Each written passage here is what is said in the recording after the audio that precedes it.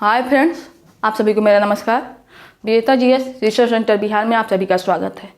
आज हम पढ़ेंगे अनुच्छेद 15 के बारे में। आज के पूर्व के वीडियो में हम लोग अनुच्छेद 14 और अनुच्छेद 15 के शॉर्ट में जाना था। आज हम अनुच्छेद 15 को पूरा डिटेल में जानेंगे। तो आइए दोस्तों स्टार्ट करते हैं अनुच्छेद 15 के बारे में। अनुच्छेद 15 क्या कहता है? तो अनुच्छेद 15 कहता है राज्य किसी भी नागरिक को धर्म, जाति, लिंग, मूल वंश और जन्म स्थान के आधार पर भेदभाव नहीं करेगी। तो आगे आइए दोस्तों स्टार्ट करते हैं कि अनुच्छेद 15 क्लास 1, 2, 3, 4, 5, 6 क्या कहते हैं, पूरे डिटेल में जानेंगे। तो अनुच्छेद 15 क्लास 1 ये कहती है कि राज्य किसी भी नागरिक के विरुद्ध उसके केवल धर्म, मूल वंश, जाति, लिंग और जन्म स्थान या इनमें से, ये जो 5 आधार दिए गए या इनमें से किसी भी आधार पर विभेद नहीं करेगी। धर्म, मूल वंश, जात, लिंग या जन्म स्थान या इनमें से किसी भी आधार पर विभेद नहीं करेगी, भेदभाव नहीं करेगी। यानी कि आप इस धर्म के हैं तो ही यहाँ आइएगा, अन्यथा मत आइएगा।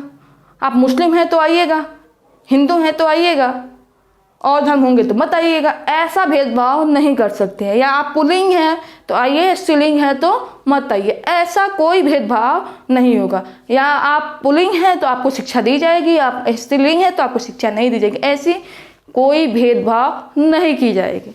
नेक्स्ट आते हैं अनुच्छेद 15 क्लास 2। अनुच्छेद 15 क्लास 2 कहती है कोई नागरिक केवल धर्म, मूल वंश, जात, लिंग या जन्म स्थान या इनमें से किसी भी आधार पर, यानी कि इसमें भी 5 आधार बताए गए हैं, धर्म, मूल वंश, जात, लिंग या जन्म स्थान या इनमें से किसी भी आधार पर, अनुच्छेद 15 क्लास 2 का ये कहता है किसी दुकान, सार्वजनिक भोजनालय, होटलों और सार्वजनिक मनोरंजन के स्थानों में प्रवेश से वंचित नहीं करेगा। अनुच्छेद 15 क्लास 2 ये कहता है कि धर्म, मूल वंश, जाति, लिंग और जन्म स्थान के आधार पर किसी भी व्यक्ति को किसी दुकान, यानी कि जो दुकान है यहाँ सार्वजनिक नहीं लिखा है, यहाँ दुकान प्राइवेट भी है और पब्लिक, यानी कि सार्वजनिक भी हो जाता है और या गैर सार्वजनिक भी हो सकता है, यानी कि प्राइवेट या पब्लिक किसी पर भी, किसी दुकान, सार्वजनिक भोजनालय यानी जहाँ सबको भोजन मिलता है, होटलों और सार्वजनिक मनोरंजन के स्थानों में प्रवेश से वंचित नहीं करेंगे। यानी कि धर्म, मूल वंश, जात, लिंग और जन्म स्थान के आधार पर किसी दुकान पर जाने से नहीं रोका जा सकता है कि आप केवल इस जगह के हैं तो यहाँ आएंगे, यहाँ आपका जन्म हुआ है तो यहाँ आएंगे, या आप पुल्लिंग हैं तो ही आएंगे, या फिर आप मुस्लिम हैं तो ही आएंगे। ऐसा कोई भी भेदभाव नहीं किया जाएगा, उसके प्रवेश से वंचित नहीं किया जाएगा। या सार्वजनिक भोजनालय में कहीं भी इसका विभेद नहीं किया जाएगा। यहाँ पर सार्वजनिक भोजनालय में सब कोई जा सकता है, किसी भी दुकान पर कोई भी जा सकता है। ये नहीं है कि आप ब्राह्मण है तो आइए, एसटी हैं तो मत आइए, एससी हैं तो मत आइए, अगर आप ओबीसी हैं तो आइए और एसटी हैं तो मत आइए, ऐसा कोई भी भेद नहीं किया। या तो एसटी हैं तो आइए, ओबीसी या ब्राह्मण है तो मत आइए, ऐसा कोई भेदभाव नहीं किया जाएगा। कौन कहता है? अनुच्छेद 15 क्लास 2 का ए। अनुच्छेद 15 क्लास 2 का बी ये कहता है कि पूर्णतः या भागतः राजनिधि से पोषित या साधारण जनता के प्रयोग के लिए समर्पित कुओं, तालाबों, स्नान घाटों, सार्वजनिक समागम के स्थानों का उपयोग करने से किसी भी नियोक्ता दायित्व, निर्बंधन या शर्तों के अधीन नहीं होगा। यानी कि अनुच्छेद 15 क्लास 2 का बी ये कहता है कि किसी भी व्यक्ति को धर्म, मूल वंश, जाति, लिंग या जन्म स्थान के आधार पर यदि राजनिधि द्वारा पोषित कोई, पूर्ण रूप से पोषित कोई कुआं, तालाब है या सामाजिक समागम है, सार्वजनिक समागम है, या भागतः यानी कि कुछ भाग देकर राजनिधि से पोषित किया गया है कुआं, तालाब और सार्वजनिक समागम के स्थान, तो कोई भी व्यक्ति तो उसे निर्योग्य, वहाँ जाने से निर्योग्य घोषित नहीं किया जा सकता है कि आप कुएं का पानी मत लीजिएगा, आप हिंदू हैं, आप मुस्लिम हैं, कुएं का पानी मत लीजिएगा, ऐसा कोई भेदभाव नहीं किया जाएगा। आप पुल्लिंग है तो आप स्त्रीलिंग है तो ऐसा कोई भेदभाव नहीं किया जाएगा।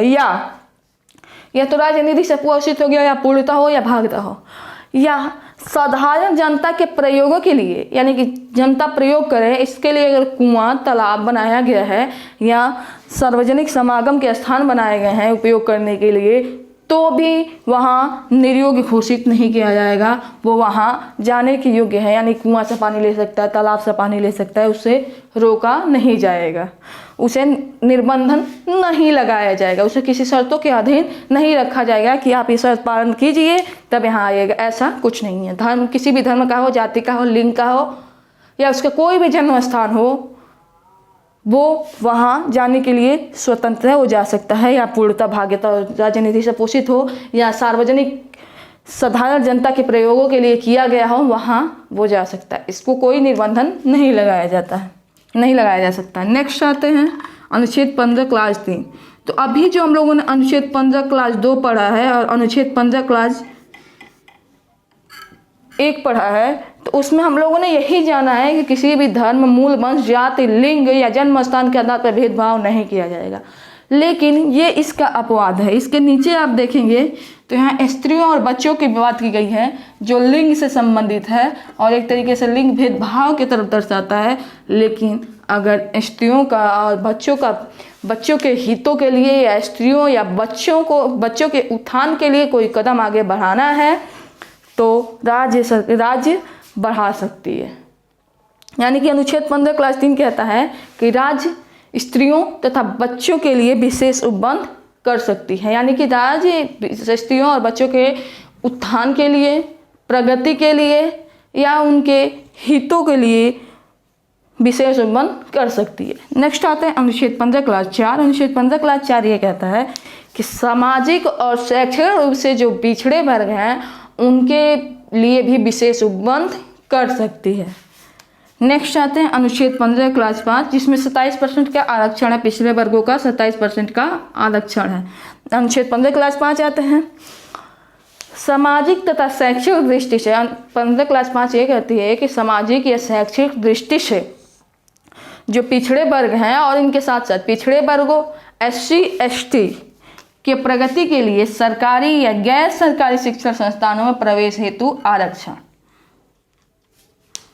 सामाजिक या शैक्षणिक, इसमें कितने का आरक्षण है पिछड़े वर्ग के लिए? 27% का। नेक्स्ट अनुच्छेद 15 क्लास 5 कहती है कि सामाजिक और शैक्षणिक रूप से जो शैक्षणिक दृष्टि से जो पिछड़े वर्ग हैं, SC ST हैं, उनकी प्रगति के लिए या तो सरकारी हो या गैर सरकारी, यानी कि प्राइवेट और जो सरकारी है, गवर्नमेंट जो है संस्थान जो दी गई हैं, उन दोनों में इनको आरक्षण प्राप्त है प्रवेश के लिए।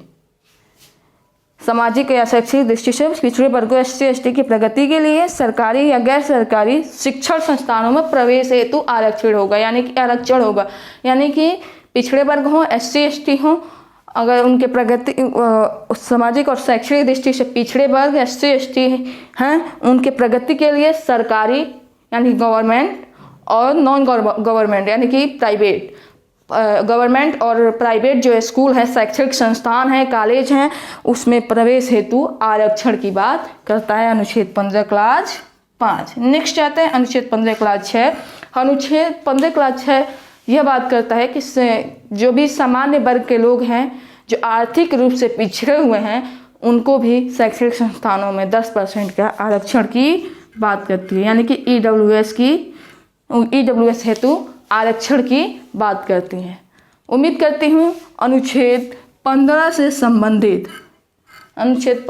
संबंधित प्रावधान, उपबंध आपको अच्छे से समझ में आए होंगे। अगर वीडियो अच्छा लगा हो तो लाइक करें, शेयर करें और सब्सक्राइब करें। सब्सक्राइब के साथ साथ बेल आइकन को दबाना ना भूलें, ताकि इसके बाद मैं कोई वीडियो बनाऊं तो उसका नोटिफिकेशन अगर डालूं यूट्यूब पर तो वो उसका नोटिफिकेशन आप तक पहुंच जाए। तब तक के लिए बहुत बहुत धन्यवाद।